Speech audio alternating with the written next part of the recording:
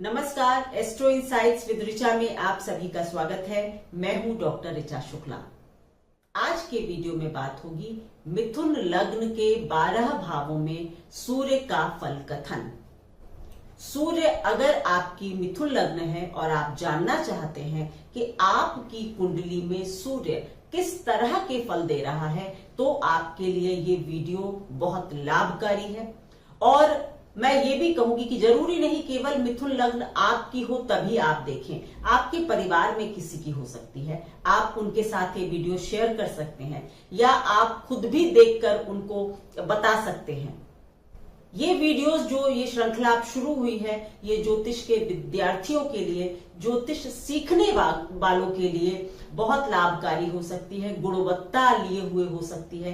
क्योंकि मेरी अपनी अंडरस्टैंडिंग, या मैं कहूंगी कि हर व्यक्ति का चीजों को समझने और बताने का एक परसेप्शन होता है, एक नजरिया होता है। और जब हम कुछ सीख रहे होते हैं ना, तो बहुत जरूरी है कि हम अलग अलग परसेप्शंस को समझें और फिर अपना एक परसेप्शन बनाएं, तभी आप एक अच्छे ज्योतिषी बन सकते हैं। अगर आप किसी भी एक माइंडसेट के साथ ज्योतिष को समझेंगे कि शनि खराब है, राहु खराब है, बृहस्पति अच्छा है, तो आप अच्छी ज्योतिष नहीं सीख पाएंगे। ग्रहों की बारीकियों को समझने के लिए आपको कई सारे परसेप्शंस को समझना, खंगालना पड़ता है और फिर आपको अपना एक परसेप्शन बनाना होता है।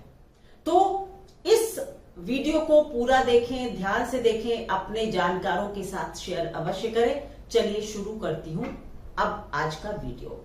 मिथुन लग्न यानी कि अगर आपकी कुंडली में सबसे पहले घर में नंबर 3 पड़ा हुआ है, तो आप मिथुन लग्न के जातक हैं।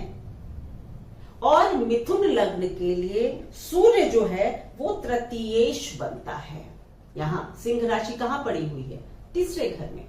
तो मिथुन लग्न वालों के लिए सूर्य तृतीयेश बनते हैं। जैसा कि हम सभी जानते हैं कि 3, 6, 11 ये जो त्रिषडाय के भाव होते हैं, ये इनको थोड़ा सा, जिसको कहते हैं ना, ट्रिकी हाउसेस माना जाता है, वाइसेस के हाउस माना जाता है। वाइसेस मतलब बुराइयों के हाउस माना जाता है। लेकिन मेरी अपनी अंडरस्टैंडिंग ये कहती है कि अगर आपकी कुंडली में आज के समय में, कलयुग में 3, 6, 11 कमजोर है, तो फिर आप सफल नहीं हो पाएंगे।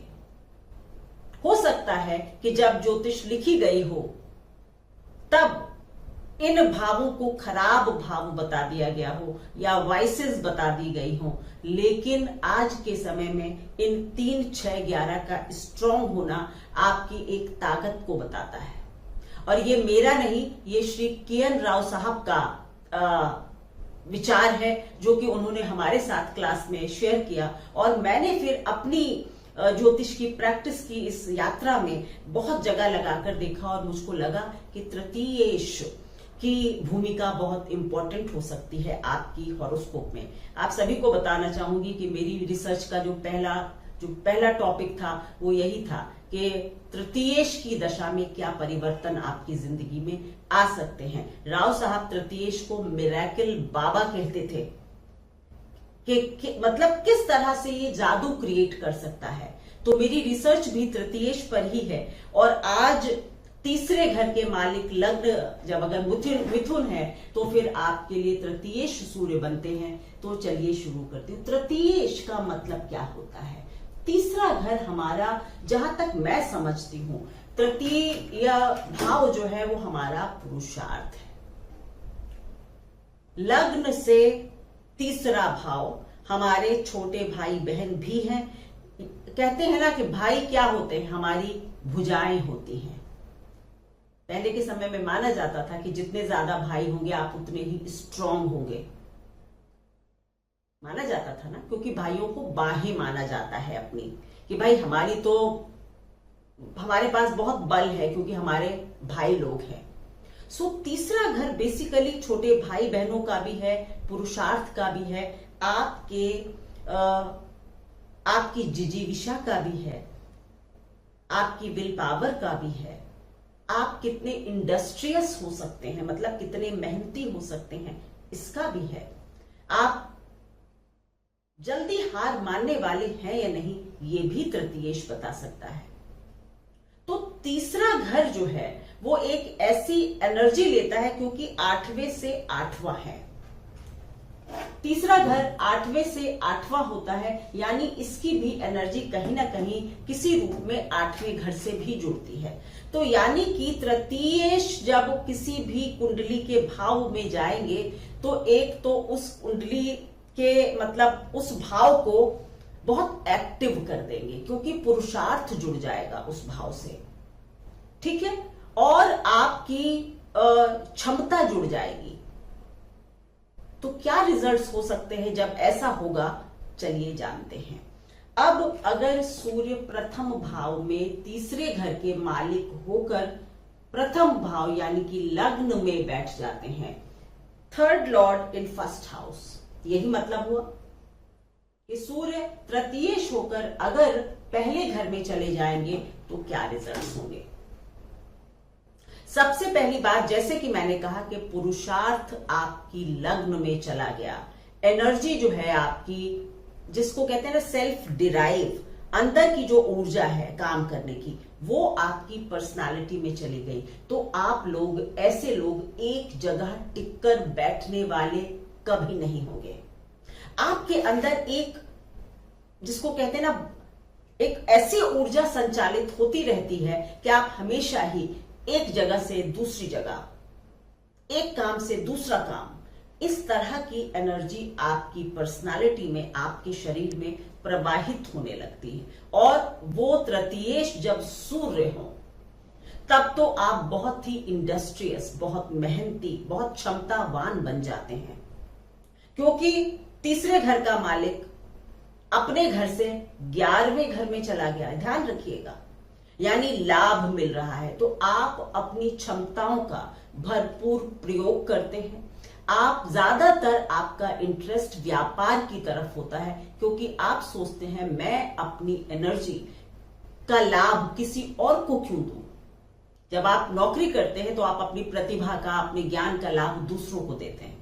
तो जब तृतीयेश लग्न में होता है और वो भी सूर्य, तो आप सोचते हैं कि मैं अपना व्यवसाय करूंगा और उसका पूरा लाभ मुझे मिले, ऐसा आप चाहते हैं। आप अपने भाई बहनों के लिए भी बहुत मतलब करने वाले, जिसको कहते हैं ना, छोटे भाई बहनों का ध्यान रखने वाले, उनके लिए वर्क करने वाले हो सकते हैं। और आपको छोटे भाई बहनों का सुख भी प्राप्त हो सकेगा जीवन में, और बहुत संभावना रहती है, क्योंकि सूर्य एक पुरुष ग्रह है। तो हो सकता है कि आपके छोटा भाई या बहन, जो भी मतलब यंगर सिबलिंग जो है, वो आपके बाद भाई हो जाए। ये एक जस्ट इंडिकेशन है, बहुत से ग्रह प्रभावित करेंगे, पर ऐसा हो सकता है कि आपको भाई का सुख प्राप्त हो जाए। आप विदेश यात्राएं, मतलब विदेश तो क्या, छोटी छोटी दूरी की और कई सारी यात्राएं आपके जीवन में होती रहेंगी, क्योंकि third house is house of travel, journey. ये हो सकता है आप ऑटोमोबाइल्स वगैरह का बिजनेस बहुत अच्छा कर सकते हैं। आप मीडिया के क्षेत्र के बिजनेस बहुत अच्छे कर सकते हैं। आप मीडिया हाउस के मालिक हो सकते हैं, क्यों नहीं। अगर यहां पर बुध की एनर्जी भी आपकी कुंडली में अच्छी होगी तो आप सच मानिए आप बड़ा नाम बना सकते हैं। माना उदाहरण के लिए, अगर बुध सूर्य के साथ ही बैठ जाएं, डिग्री वगैरह आप चेक करेंगे और जानेंगे कि अगर कंबस्ट नहीं है और प्रभावशाली स्थिति में बुध बैठा हुआ है, बुध आदित्य योग का निर्माण हो रहा है, तो फिर आप काफी बड़े मीडिया हाउस वगैरह के मालिक हो सकते हैं। किसी कार की एजेंसी ले सकते हैं, आपका टूरिज्म का बिजनेस हो सकता है, कुछ भी, या बहुत अच्छे पत्रकार आप हो सकते हैं। इस तरह के काम आप कर सकते हैं। पहले हाउस में पुरुषार्थ की एनर्जी आ रही है। अब यहां पर तीसरे घर का मालिक जब दूसरे घर में होगा, अपने घर से 12वें घर में होगा। पहली बात यह हो जाती है कि जब जब ग्रह अपने घर से 12वें घर में जाते हैं तो उस ऊर्जा का थोड़ा सा क्षय अवश्य होता है। ये तो मानकर चलिए, क्योंकि 12th house is house of व्यय, एक्सपेंडिचर, तो सूर्य की जो बहुत कहते हैं ना करने वाली जुझारूपन की जो एनर्जी थी उसका थोड़ा सा क्षय हो रहा है और सूर्य कर्क राशि में चले जाते हैं जो कि जल तत्व राशि है। मेरा अपना मानना है कि सूर्य जल तत्व राशियों में थोड़े से कम प्रभावशाली होते हैं। ये मेरे अनुभव ने सिखाया है, पत्रियों ने में देखकर मैंने सीखा है। सूर्य का अपने घर से 12वें घर में चला जाना आप थोड़े से हो सकता है कि आपकी जो क्षमता है काम करने की वो थोड़ी क्षय हो रही हो सकता है आप अपने घर के सुख आराम या अपने घर के फाइनेंसेस पर मतलब डिपेंड करने लगते हैं कई बार और खुद की मेहनत कम करते हैं। इसका दूसरा मतलब ये भी हो सकता है कि कई बार आप धन कमाने में जो मेहनत करते हैं वो मेहनत ज्यादा लगती है और उसके रिटर्न्स थोड़े से कम आते हैं क्योंकि एनर्जी का वेस्टेज हो रहा है, व्यय हो रहा है इस तरह से। दूसरा ये कि आपके अपने छोटे भाई बहनों से रिश्ते थोड़े से डिस्टेंट हो सकते हैं, मतलब दूर के हो सकते हैं। हो सकता है कि आपके बाद जो दूसरा भाई या बहन की बात होती है तो उसमें कई बार अगर और क्रूर ग्रहों का प्रभाव होगा, हो सकता है कि अबॉर्टिव टेंडेंसीज रही हो और आपके छोटे भाई बहन अबॉर्ट हो गए हों। इस तरह के भी प्रभाव देखने को मिलते हैं। परंतु अगर चंद्रमा की स्थिति, क्योंकि इस राशि के मालिक चंद्रमा बनते हैं, अगर चंद्रमा की स्थिति सूर्य से अच्छी होगी तब फिर आप ये मान लीजिए कि आपका एक अच्छे परिवार में जन्म होगा, आप फैमिली के बिजनेस को संभाल सकते हैं, आपके पास धन धान्य की कमी नहीं होगी क्योंकि उसका जो डिस्पोजिटर होगा वो अच्छा प्लेस्ड होगा। आपकी जो वाणी होगी वो थोड़ी सी कर्कश हो सकती। सूर्य जब जब द्वितीय भाव पर देखेंगे बैठेंगे तो वाणी में एक अथॉरिटी देते हैं और वो कभी कई बार थोड़ी सी रूखी हो जाती है क्योंकि जो सूर्य है वो इनफैक्ट उग्र ग्रह कहे जाते हैं। सूर्य को मैलेफिक नहीं कहा जाता है शनि और मंगल की तरह, ये उग्र ग्रह है तो कई बार वाणी में उग्रता, एरोगेंस आपके दिखाई पड़ सकती है। अब बात होगी third Lord in third house. अपने घर में अगर सूर्य होंगे तब ये स्थिति बहुत अच्छी हो जाती है। सूर्य अपनी महादशा में, ये आप बिल्कुल निश्चित मान लीजिए कि अगर मिथुन लग्न की कुंडली है और आपको सूर्य की महादशा प्राप्त होती है, अपने घर में बैठे हुए हैं, तो ये आपके जीवन की एक ऐसी दशा हो सकती है जो आपके जीवन में बड़ा चेंज लेकर आए, जिसकी बात मैं प्रारंभ में कर रही थी, मिरेकल बाबा, यानी आपके जीवन में कुछ जादुई परिवर्तन ये ग्रह ला सकता है। हो सकता है जो काम आप तब अभी तक कर रहे हो उसको छोड़कर आप अपनी ऊर्जा एकदम किसी और जगह लगाते हैं, कोई नया काम शुरू कर देते हैं, अपने व्यापार वगैरह की तरफ मुड़ जाते हैं। ऐसा थर्ड लॉर्ड की दशा यानी कि सूर्य की जब महादशा होगी तब आप ऐसे फल अवश्य देखेंगे। इन जनरल भी जब थर्ड लॉर्ड थर्ड में होगा तो आप इंडस्ट्रियस होंगे यानी कि मेहनती होंगे। आपके काम करने का तरीका एक राजा की तरह होगा, मतलब आप चाहेंगे आपके आसपास काफी लोग आपके अंडर काम करते हो, आपको थोड़ा सा लोगों को डिक्टेट करना, लोगों को ऑर्डर्स देना पसंद होगा। आप बहुत यात्राएं करना पसंद करेंगे या आपका काम भी ऐसा हो सकता है जिसमें काफी यात्राएं आपकी शामिल हों। आपकी और आपके पिता की थोड़ी सी अनबन रह सकती है या थोड़ा सा मनमुटाव भी हो सकता है, इसकी भी संभावना होती है जब जब सूर्य तृतीय भाव से कनेक्ट करते हैं। चाहे वो तृतीयेश ही क्यों ना हो, फिर भी सूर्य की महादशा जो है अगर आपकी जिंदगी में आएगी तो वो पिता की सेहत के लिए अच्छी नहीं होगी। बाकी जो मैं बहुत बार बता चुकी हूँ, third house is house of communication, media, travel, tourism, इनसे रिलेटेड काम व्यवसाय आप बहुत कर सकते हैं। लेकिन जो इम्पोर्टेंट बात है वो ये कि इस स्थिति में मिथुन लग्न में सूर्य की महादशा में आपके जीवन में कुछ बड़े परिवर्तन आ सकते हैं। अब बात होगी कि सूर्य अगर चौथे घर में चले जाते हैं, अपने घर से दूसरे घर में, यानी कि पुरुषार्थ की जो ऊर्जा है, मेहनत की जो ऊर्जा है वो घर में चली गई, सुख आराम में चली गई। सुख शांति, भूमि, भवन, वाहन, माता, हमारे एजुकेशन स्कूल की, इन सब चीजों में जब हमारा पुरुषार्थ चला गया तो यानी कि आप स्कूल में काफी अच्छा, पढ़ाई लिखाई में आप बहुत ब्रिलियंट हो सकते हैं, आपको काफी अवार्ड्स वगैरह स्कूल के टाइम में मिल सकते हैं। आपके हो सकता है कि आपका जन्म ही ऐसे परिवार में हुआ हो जहां पर सुख सुविधा का सब मतलब आपको आराम उपस्थित हो। लेकिन ये जो दशा होगी इसमें आप खास करके सूर्य की महादशा में अपने घर के एसेट्स यानी कि एसेट्स को बढ़ाने के लिए, घर की सुख समृद्धि वाहन बढ़ाने के लिए भरपूर कोशिश करेंगे।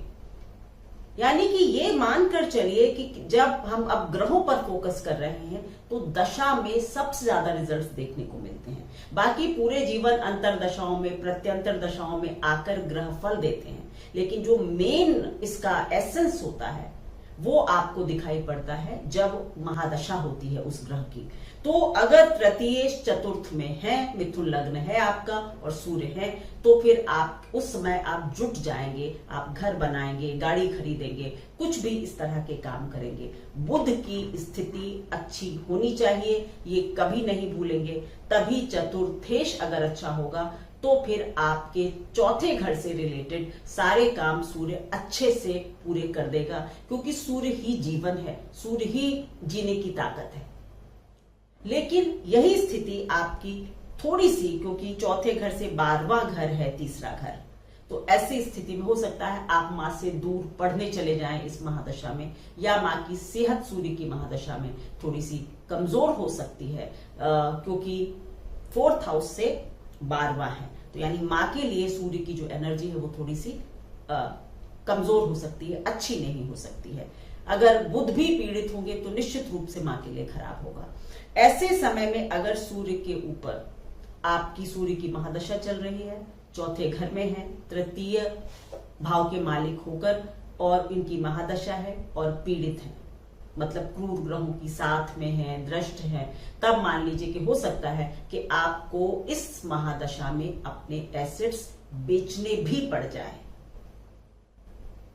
जी हां, तो कोई तो बना सकेगा, अगर सूर्य अच्छा होगा, पीड़ित नहीं होगा, तब बना सकेंगे। अगर पीड़ित होगा तो इस समय में आपके एसेट्स बिक भी सकते हैं। अब तीसरे घर का मालिक अगर 5वें घर में चला जाता है, अपने घर से तीसरे घर में, ये एक अच्छी स्थिति हो जाती है।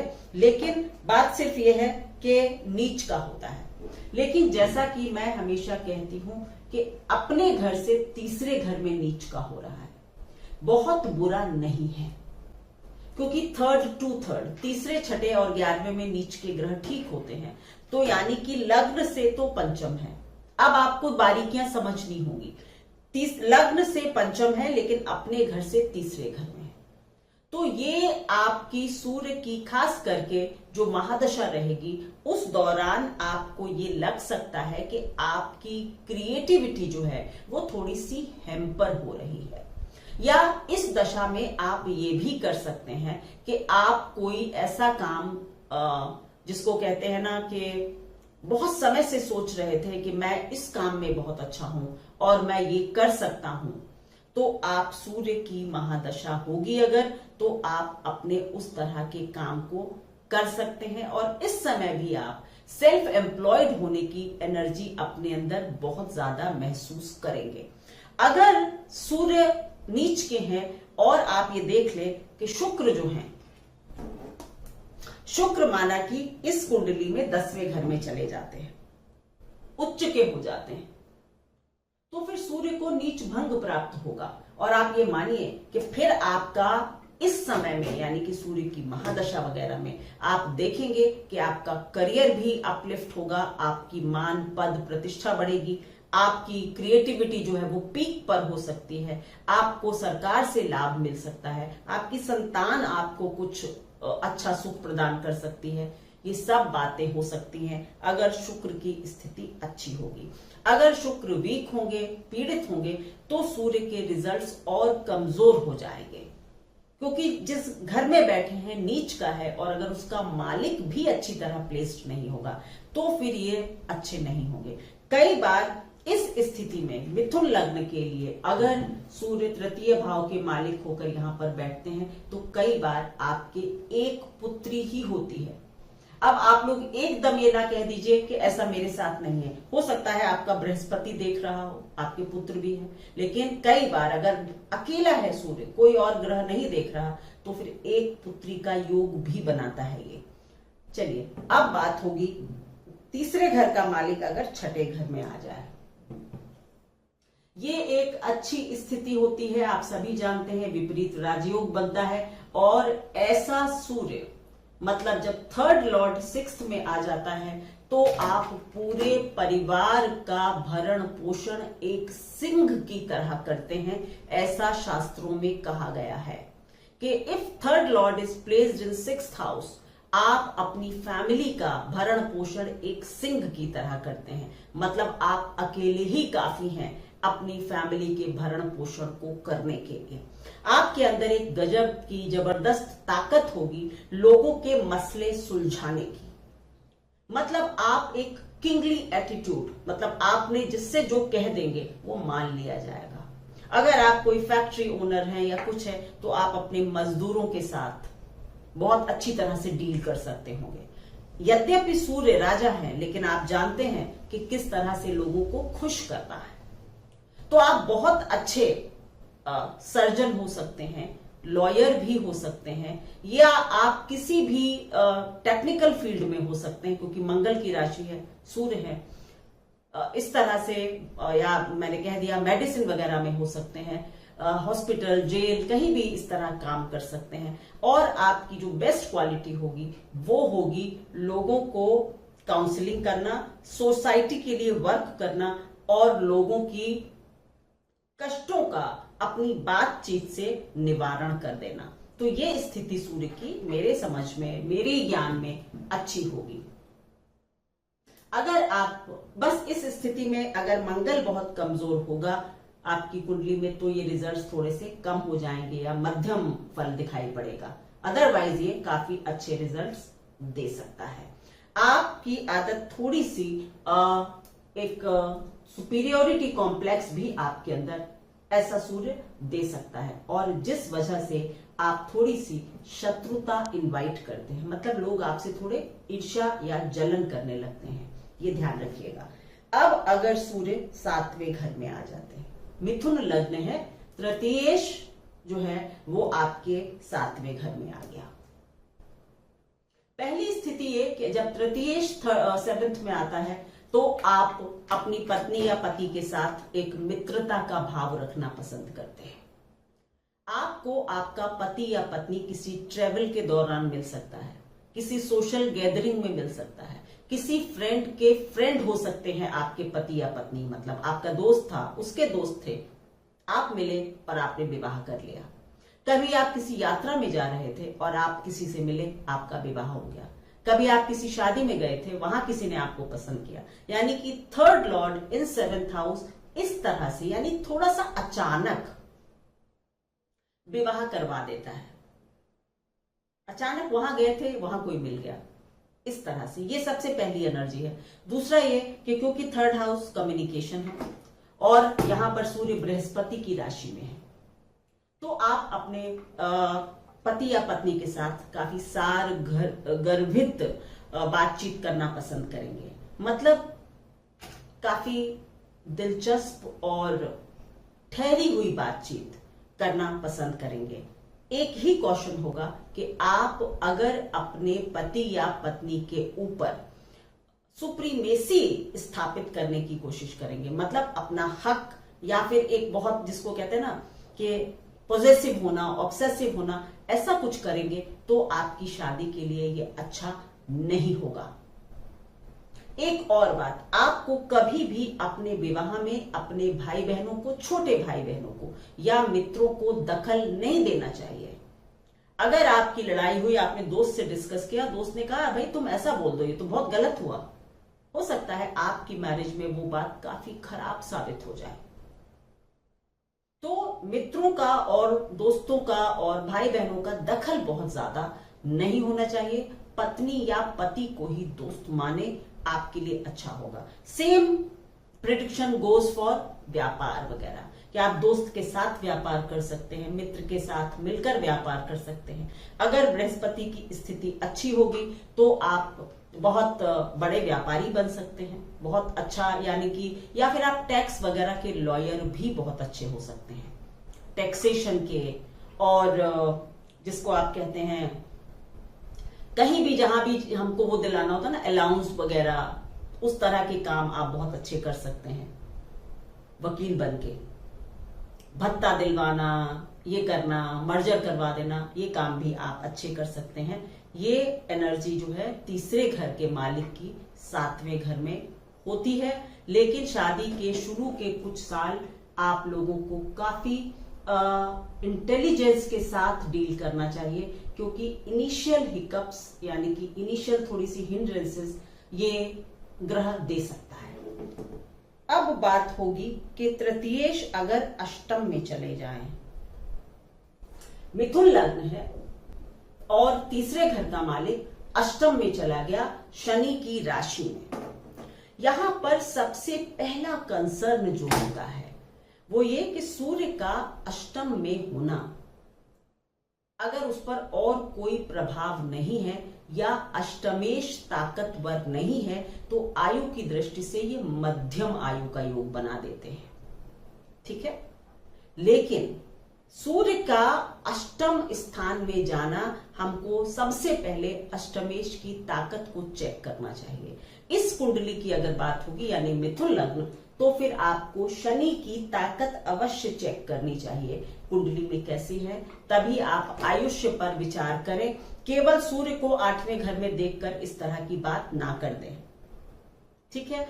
दूसरी बात यह कि क्योंकि सूर्य अष्टम में है, अप्रकाशित भाव में सूर्य चला गया है जो कि बहुत प्रकाशित है, तो आप लोग भी, ये बार बार रिपीटेशन होगा, मैं हर के लिए कहूंगी कि सूर्य अगर 8वें में है तो आप कोई भी अनुसंधान, रिसर्च, ऑकल्ट, ज्योतिष, इसमें आप अच्छा कर सकते हैं।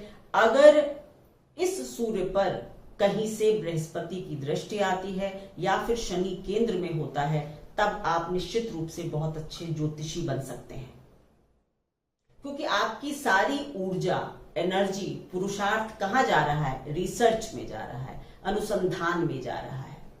अगर शनि पावरफुल होगा तो आप इस पॉजिटिव रिसर्च कर रहे होंगे, अगर शनि कमजोर या पीड़ित होगा तब फिर आप क्या कर रहे होंगे? तब आप सीक्रेट एक्टिविटीज में अपने पुरुषार्थ को लगा रहे होंगे। और कई बार ऐसा भी हो सकता है कि आपको कोई मान अपमान झेलना पड़ जाए, अगर शनि अच्छा नहीं होगा तब ऐसा होगा।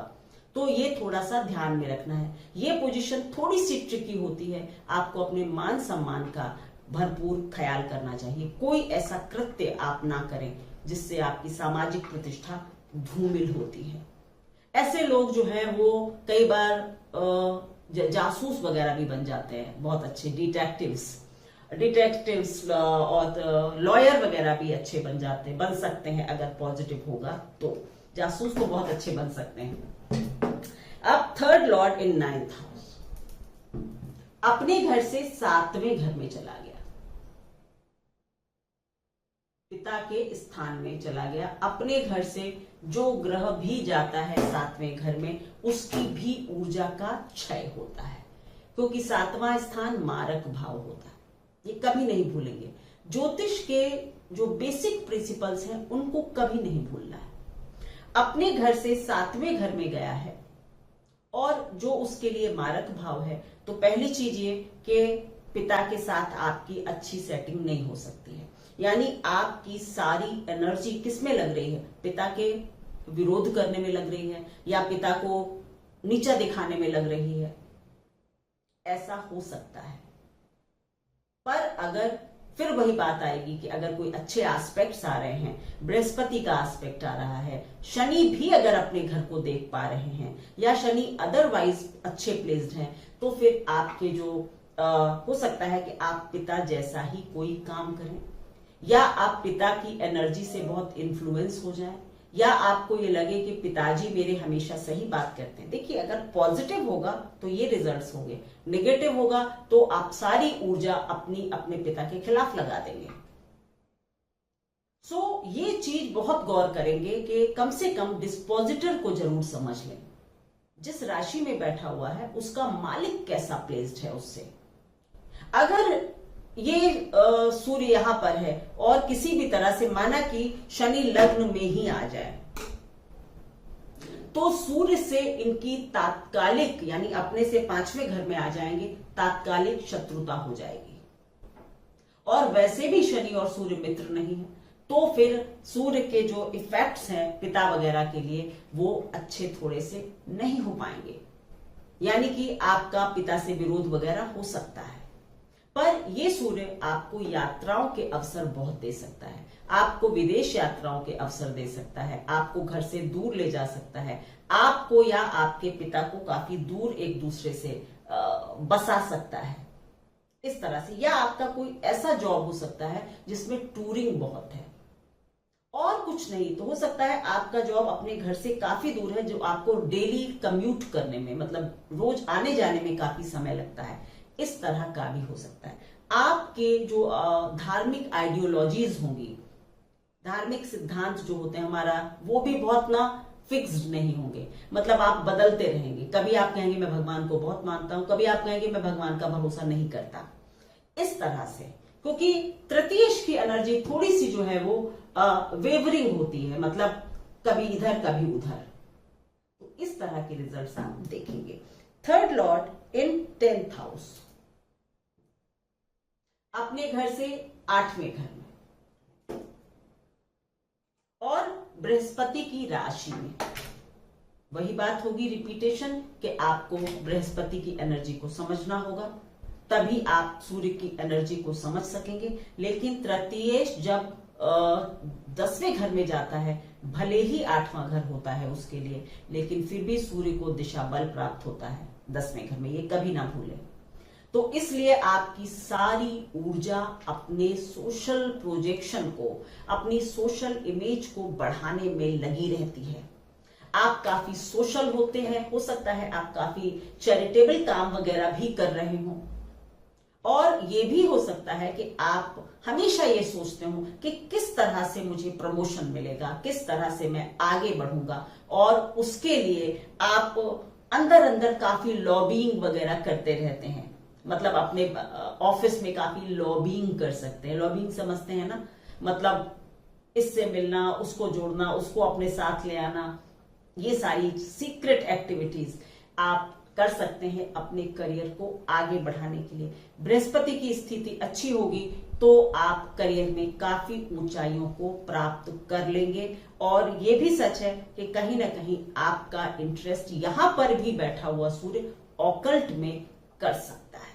यहां भी आपको ज्योतिषी या अनुसंधानकर्ता या प्रोफेसर बना सकता है। ठीक है, अब जो है बात होगी तीसरे घर का मालिक अगर 11वें घर में, त्रिषडाय 3, 6 और 11, इनके मालिक जब घूम फिरकर एक दूसरे के स्थान ले लेते हैं तो बहुत अच्छे रिजल्ट्स देते हैं। तीसरे घर का मालिक 11वें घर में, यानी कि आपको पहली चीज अपने भाई बहनों से लाभ हो, अपने दोस्तों से लाभ हो। तीसरी बात कि आप अपने ऐसा कोई काम करते हो कि जहां पर आपके हाथ यूज होते हैं और उससे आपको लाभ होता है। आप प्लेयर हो सकते हैं, आप सर्जन हो सकते हैं, आप डांसर हो सकते हैं,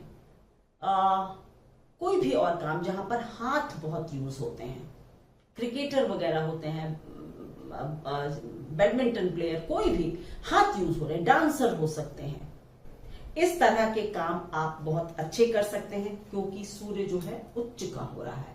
ये और बात कि 3, 6, 11 में मेरे हिसाब से उच्च के ग्रह बहुत अच्छे नहीं होते, लेकिन फिर भी क्योंकि सूर्य जो है उसकी ऊर्जा अपरिमित है और अगर उच्च का भी हो जाए तो बात अच्छी ही रहेगी। बस यहां पर यह ध्यान रखिए कि आपके अंदर कहीं एरोगेंस इतनी ना आ जाए, क्योंकि उच्च का सूर्य 11वें घर में है, कि आप अपने लाभ के लिए किसी को कुछ ना समझें।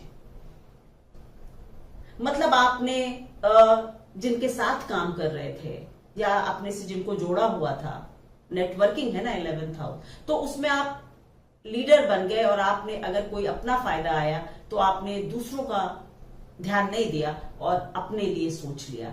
इस तरह की बात यहाँ पर उच्च का सूर्य कर सकता है। मेरे एक और ज्योतिष गुरु थे, वो कहते थे कि उच्च के सूर्य से नीच का सूर्य अच्छा है। कभी डिस्कस करूंगी कि वो ऐसा क्यों कहते थे। तो आपके अंदर एक सुपीरियोरिटी कॉम्प्लेक्स होता है जब भी उस उच्च का सूर्य होगा। आपको लगेगा मेरे जैसी नेटवर्किंग स्किल किसी के पास नहीं है, मैं तो विश्व को जीत सकता हूं। तो ये चीज कहीं आपके अंदर एक सुपीरियोरिटी कॉम्प्लेक्स ना लाए, ये ध्यान रखिए। लेकिन ये पोजीशन एक अच्छी पोजीशन है। हाँ, यहाँ पर एक बात जरूर ध्यान रखेंगे कि ये जो पोजीशन है ये आपके पिता के लिए भी काफी अच्छी हो सकती है। आपके जन्म के बाद आपके पिता की आमदनी वगैरह बढ़ सकती है। चलिए, या पिता का काम काफी बढ़ सकता है जब आपका जन्म हुआ उसके बाद। अब बात होगी कि तीसरे घर का मालिक 11वें घर में चला गया, अपने घर से 10वें घर में चला गया।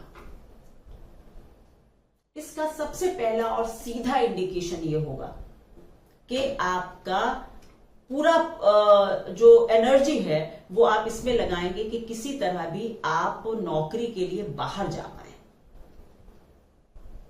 ये आपकी अंदरूनी एक ख्वाहिश होगी। मतलब आप हमेशा ये चाहेंगे कि काश ऐसा हो कि मुझे बाहर जॉब मिल जाए, और अगर सेटलमेंट ना हो तो कम से कम ऐसा जॉब मिले जहां पर मैं कई बार मुझे विदेश जाने का मौका मिले। ये पहला इंडिकेशन इस भाव का होगा, क्योंकि अपने से 10वें घर में और लग्न से 12वें घर में, तो यानी काम बाहर मिले, इसके लिए पूरा पुरुषार्थ आप लगा देंगे।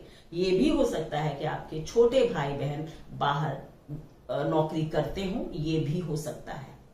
ये भी हो सकता है कि आपको अपने काम के लिए काफी ट्रेवल करना पड़ता हो, विदेश के कई मौके मिले, ऐसा हो सकता है। लेकिन ये सब तब ज्यादा ताकत के साथ पूरा होगा जब शुक्र की स्थिति अच्छी होगी, क्योंकि शुक्र सूर्य के मित्र नहीं है तो अपने शत्रु के स्थान में है। अगर शुक्र की स्थिति अच्छी नहीं होगी तो आप काफी वेवरिंग माइंड के होंगे। मतलब कभी ये कभी वो, कभी ये नौकरी की, कभी वो नौकरी छोड़ी, कभी यहां पकड़ा। आप स्थिर चित्त नहीं होंगे और आपकी नौकरी भी स्थिर नहीं हो सकती है। ये आपको ध्यान रखना होगा कि आपको शुक्र की पोजीशन देखनी होगी सबसे पहले, और इस पर क्या दृष्टियां आ रही हैं इनको भी देखना होगा, क्योंकि ये आपके काम को चलायमान रख सकती है। ये ऊर्जा, जो लोग कहीं ज्यादा दिनों टिकते नहीं, ऐसा हो सकता है। सूर्य का 12वें घर में जो एक जनरल इंटरप्रिटेशन है वो ये कि आप थोड़े से अपनी सोल को आध्यात्मिक की तरफ ले जाने के लिए सोच सकते हैं। पर शुक्र की राशि है, ये फिर बात आ गई कि शुक्र की राशि है, तो अगर इसमें सूर्य वृषभ राशि में है और अगर इसमें सूर्य आपके अपने नक्षत्र में होगा, कृतिका, अश्विनी, भरणी, कृतिका, कृतिका, रोहिणी, मृगशिरा, तो यानी कृतिका के जो इसमें 3 चरण पड़ते हैं, इसमें होगा तो फिर आप आध्यात्मिक की तरफ जरूर जाएंगे। तो ये थी मेरी एनालिसिस मिथुन लग्न में सूर्य के 12 भावों पर फल कथन कैसे करना चाहिए। ठीक है, आप लोग मेरे चैनल को प्लीज ज्यादा से ज्यादा शेयर करना शुरू करिए, क्योंकि ये जो वीडियोस हैं ये लिमिटेड ग्रुप के लिए बन रहे हैं। जैसे कि जिनकी मिथुन लग्न है वही लोग देखना पसंद करेंगे। तो मैं चाहती हूं कि आप लोग इसमें मेरी मदद करें कि अगर आप किसी मिथुन लग्न वाले को जानते हैं तो ये वीडियो उनके साथ शेयर करें, और उनको या अपने परिवार में किसी के साथ है, तभी इस तरह के वीडियोस जो है बनाना सार्थक होता है जब ज्यादा लोग देखते हैं। तो आप लोग मेरे चैनल को प्लीज लाइक करें, शेयर जरूर कीजिएगा, और सब्सक्राइब करना तो भूलना ही नहीं है। Thank you so much.